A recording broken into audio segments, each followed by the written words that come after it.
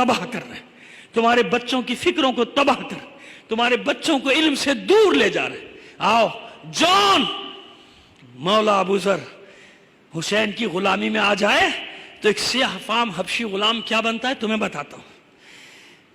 Zanzibar, جسے زنگبار بھی کہا جاتا ہے، کیونکہ آپ جانتے ہیں نا عربی میں تلفظ الگ الگ ہیں، جیسے مصر میں جیم کو گاف کہہ دیا جاتا ہے، گیلانی اور جیلانی دونوں ہیں نا، وہی ہے مسئلہ، سمجھ گئے آپ؟ وہی ایک ہی بات وہی ہے، گیلانی جیلانی، یہ ہے لہجے کا فرق۔ یہ کس کا فرق ہے؟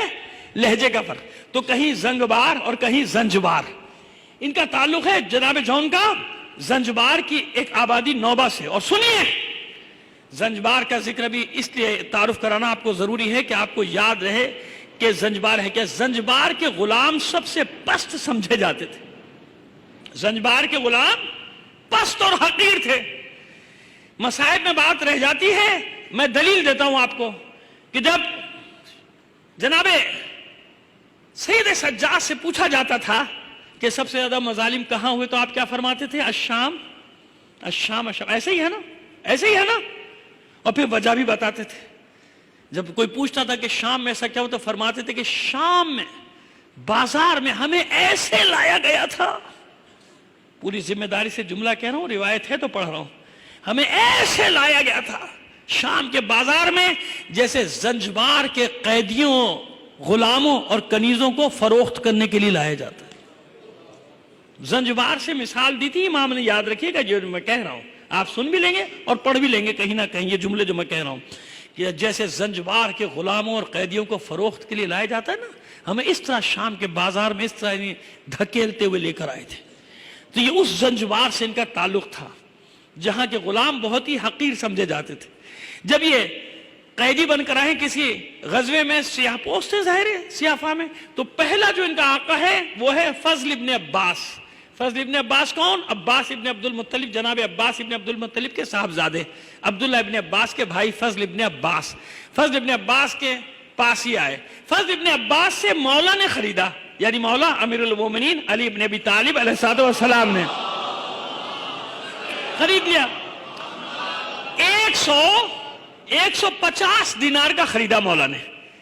اس کو جون کو کچھ خوبی دیکھی تھی نا، ابھی تو مولا جانتے ہیں نا، مولا دیکھ رہے ہیں کیا ہے مسئلہ، لہذا مولا نے خرید لیا۔ خریدنے کے بعد کسے دیا؟ جناب ابو ذر کی خدمت کے لیے انہیں دے دیا۔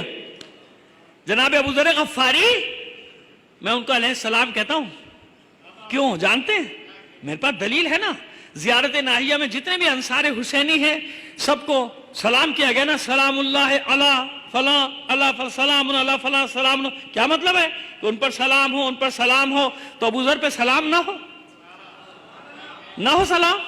ابھی ایک اور بھی دلیل دے دوں گا، ابھی 2 منٹ کے بعد، ذرا سا صبر کر لیجئے۔ تو بس جناب امیر المومنین نے کیا کیا؟ ابو ذر کے حوالے کر دیا، سپر جاؤ یہ تمہاری خدمت کے لیے ہے۔ جون جناب ابو ذر کے ساتھ رہتے تھے، یہاں تک کہ جب ربضہ تبعید کیا گیا، یعنی مدینہ بدر کیا گیا، جناب ابو ذر غفاری کو تو بیٹی بیوی ساتھ تھی اور جون ساتھ گئے، اس صحرا میں بھی ساتھ تھے، یہاں تک کہ ہجری 32 میں جناب ابو ذر غفاری کا انتقال ہو گیا اسی صحرا میں۔ یہ انتقال کا لفظ میں یوں ہی کہہ گیا، میرے لیے وہ شہید ہے، شہید ہے۔ کون؟ جناب ابو ذر شہید ہیں۔ کیوں شہید نہیں؟ ہجری 32 واپس آ گئے جون مولا کی خدمت میں، مولا کے شہادت کے بعد امام مجتبیٰ کی خدمت میں، امام مجتبیٰ کی شہادت کے بعد جناب سید الشہداء کی خدمت میں۔ جناب سید الشہداء نے سپرد کر دیا جناب سید سجاد کے، جون کو، جون ابن ہوئی ابن مالک۔ اس سے آگے کا شجرہ نہیں ہے، کیونکہ غلاموں کے شجروں پر توجہ نہیں دی جاتی تھی نا، اسے خود بھی نہیں معلوم تھا، ایک سیاہ پوست غلام تھا، سیاہ فام غلام تھا۔ کربلا میں بیمار کربلا کی خدمت تو کر ہی رہے۔ شب عاشور ان کا خاص کام کیا تھا کہ وہ جو ایک خیمہ جو اسلحہ خانہ تھا اس میں تھے اور اسلحے کو صاف کرتے جاتے تھے۔ اس کے بعد یہ وہ خاص آدمی تھا جو امام حسین علیہ السلام کے خیمے میں ان کے پاس تھا، موجود تھا، اور امام کی تلوار کو بھی سیکل کرتا جاتا تھا اور صبح کے بارے میں سوچتا تھا۔ اب یہ پرچہ نکالنے کا وقت آ رہا ہے میرے، کیوں لایا ہوں اب بتاتا ہوں آپ کو۔ اب جب صبح ہوئی بار بار جون جانے کی کوشش کرتے تھے، امام نہیں جانے دیتے تھے، کیوں؟ ضعیف ہے نا۔ اب دیکھیں کب کی تاریخ، کب گرفتار ہوئے، کب ظاہر جب گرفتار ہوئے جب بھی تو جوان تھے، اب یہ 61 ہجری ہے تو کم از کم 70 سال کا سینہ جناب جون کا اس وقت، 70 سال کے، اور 70 سال سے زیادہ کے، اس سے کم کے نہیں ہیں، بوڑھے ہو چکے۔ آخر جب جان دیکھ رہے ہیں کہ یہ تمام لوگ شہید ہوتے چلے جا رہے ہیں، آئے خدمت میں، مولا مجھے اجازت دیں، مجھے لڑنے کی اجازت دیں۔ پھر مولا نے منع کیا۔ اب سنیے کیسے اجازت لی ہے جان نے، وہ بتانے جا رہا ہوں۔ یہ کاغذ کیوں میں اپنے ساتھ لایا ہوں؟ اس لیے تاکہ حوالے بھی آپ کو دے دوں اور عربی کا متن پڑھوں اور پھر اس کا ترجمہ کروں آپ کے سامنے۔ تیار ہیں سننے کے لیے؟ صلوات بھیجیے محمد آل محمد۔ آئیے، یہ اس لیے میں نے کام کیا کہ یاد تو مجھے بھی، میں کئی بار چھوٹا چھوٹا ٹکڑا پڑھتا بھی رہتا ہوں اپنی مجالس میں، لیکن نہیں، تاکہ یہ حوالہ بالکل ثبت ہو جائے نا، ریکارڈ میں آ جائے میری بات، جو میں بات کرنے جا رہا ہوں، کہ میں کہاں سے پڑھ رہا ہوں آپ کے سامنے، کن کن کتابوں کے حوالے دے رہا ہوں آپ کو۔ جب اجازت نہیں ملی، مولا کہتے ہیں جان تمہاری عمر نہیں ہے لڑنے کی، بوڑھے ہو گئے، تم نے جو خدمت کرنا تھی کر لی، اب جاؤ، تمہیں آزاد کر دیا ہم نے، جاؤ اپنی جو باقی زندگی آرام سے گزارو، راحت سے گزارو، سکون سے گزارو، جاؤ جان۔ جان امام کے سامنے آ کے کھڑے ہو گئے دست بستہ، سر جھکا کے، اور جو جان نے کہا ہے وہ حرف بحرف آپ کے سامنے میں نقل کر رہا ہوں، برداشت کر لیجئے گا۔ ایک دو لفظ ہیں جو برداشت نہیں ہوں گے، لیکن جب میں تشریح کروں گا نا اس کی، پھر آپ کی سمجھ میں آ جائے گی بات کہ کیا جان کیسے بیچارہ چاہتا ہے کہ بس مجھے اجازت مل جائے، اس اجازت ملنے کے لیے کچھ بھی کہنا پڑے، میں کہوں میرا مولا مجھے اجازت دے، میرا مولا مجھے اجازت۔ جب نہیں ملی اجازت اور جب مولا نے کہا کہ نہیں تم جاؤ، تم آزاد ہو، زندگی چین سے بسر کرو، تو اب یہ کہتے ہیں اے فرزند رسول خدا، اجازت نہیں ملی، ذہن میں رکھیے جناب جان کو فرزند رسول، فرزند زہرا اجازت نہیں دے رہے میدان میں جانے کی۔ اب یہ سیاہ پوست، سیاہ فام حبشی غلام امام کے سامنے سر جھکا کے کھڑے کہہ رہے ہیں یبن رسول اللہ، اے فرزند رسول خدا، میں راحت و آرام اور سکون کے وقت میں آپ کے ساتھ رہا، اچھا وقت، بہترین زندگی میں نے آپ کے ساتھ گزاری، بہترین وقت گزارا، راحت، سکون، خوشی، آپ کا نمک خار، آپ کا جیرے خار رہا، اور آج اس شدت اور سختی کے دل میں آپ کو چھوڑ کر چلا جاؤں۔ کیا تھی حسین کی شدت اور سختی؟ پہلے بھی میں نے ایک مجاہد کا پڑھا نا، بشر ابن عمر کا، انصار حسینی میں سے کسی کو اپنی پرواہ نہیں تھی، سب جانتے تھے کہ آج روئے زمین پہ کوئی مظلوم ترین ہے تو وہ حسین ہے، وہ حسین۔ ایک سیاہ فام غلام کہہ رہے مولا میں اچھے وقت میں آپ کے ساتھ رہا، آج اس سختی اور شدت میں، ان بھیڑیوں کے نرغے میں، ان دشمنوں کے نرغے میں رسول خدا کے بیٹے کو چھوڑ کر چلا جاؤں اپنی زندگی گزارنے، اس طرح سے میں آپ کو چھوڑ دوں۔ اب کہتے ہیں، اب دیکھیں اب ایسے بات کی کہ جس کے بعد مولا کا کیا کیفیت ہے وہ بھی آپ کو بتاؤں گا۔ کہتے کہ مولا میں جانتا ہوں میرے بدن سے بو آتی ہے، خدا کی قسم یہ برداشت کرنے کے قابل نہیں ہے یہ بات۔ جان کیوں کہہ رہے تھا کہ مولا اجازت دے؟ کہتے مولا میرا رنگ سیاہ ہے نا، میرے جسم سے بو آتی ہے، اور میرا تو حسب نسب بھی بہت پست ہے، میرا حسب نسب بہت پست ہے، میرا رنگ سیاہ ہے، آپ نہیں چاہتے کہ میں اس رنگ و بو کے ساتھ اور اس پست حسب نسب کے ساتھ شہید ہو جاؤں؟ آپ نہیں چاہتے، کیونکہ میرا رنگ سیاہ ہے، میری پوست سیاہ ہے، مجھ سے بو آتی ہے، میرا حسب نسب بہت ہی ناچیز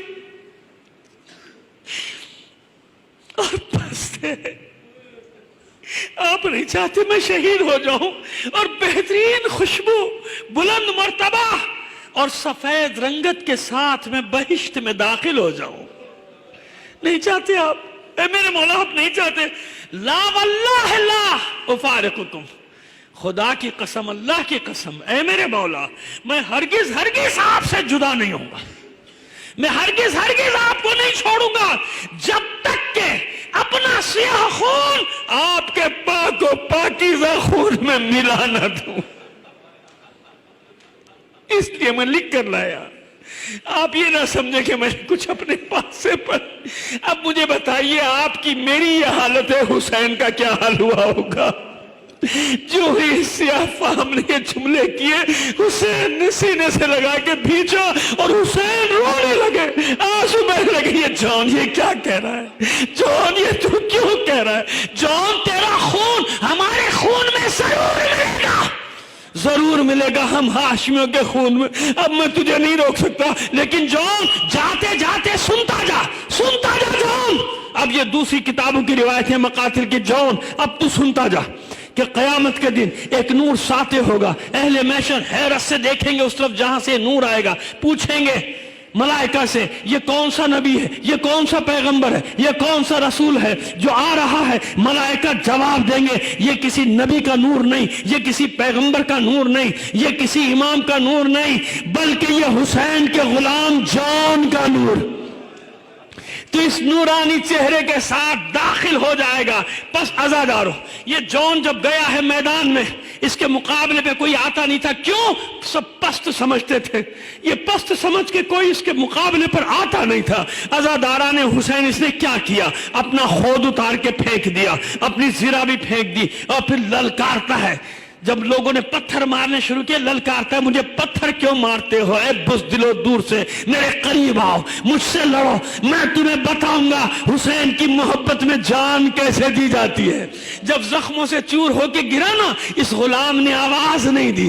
دوسرے غلاموں کی طرح کسی غلام نے حسین کو آواز نہیں تھی، لیکن یہ میرا حسین ہے، ہر غلام کے سراہنے گیا ہے، ہر غلام کے بس حسرت سے دیکھا ہے اپنے مولا کی طرف کہ مولا آنکھوں ہی آنکھوں میں جیسے گفتگو کر رہے مولا، میں نے اپنی جان آپ پر قربان کر دی. اب سنو لفظ بلفظ، اب سنو لفظ بلفظ. جب حسین پہنچے ہیں، جون کا سر اٹھا کے زانوں پہ رکھا. جانتے جون نے کیا کہا؟ جون نے مولا کو دیکھ کے آنکھیں کھولی، تبسم پھیل گیا، مسکرا کے کہتا ہے من مثلی وابن رسول اللہ خدہ علی خدی. ارے میری طرح کون ہوگا، میری مثال کون ہوگا، مجھ جیسا کون ہوگا جس کے رخساروں پہ رسول خدا کے بیٹے کے رخسار ہے.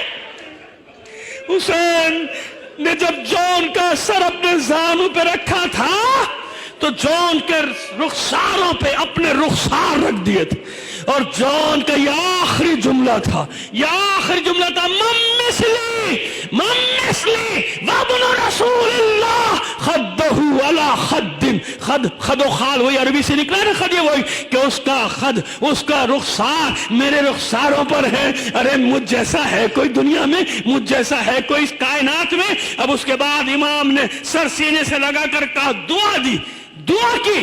اب وہ دعا بھی میں وہی پڑھ رہا ہوں لفظ والا، اللہم بیض وجہہ وطیب ریحہ وحشرہ مع الابرار وعرف بینہ وبین محمد وآل محمد. اے اللہ جون کے چہرے کو نورانی بنا دے، اے اللہ جون کے چہرے کو نورانی بنا دے، اسے پاک و پاکیزہ خوشبو سے معطر کر دے، اسے پاک و پاکیزہ خوشبو سے معطر کر دے.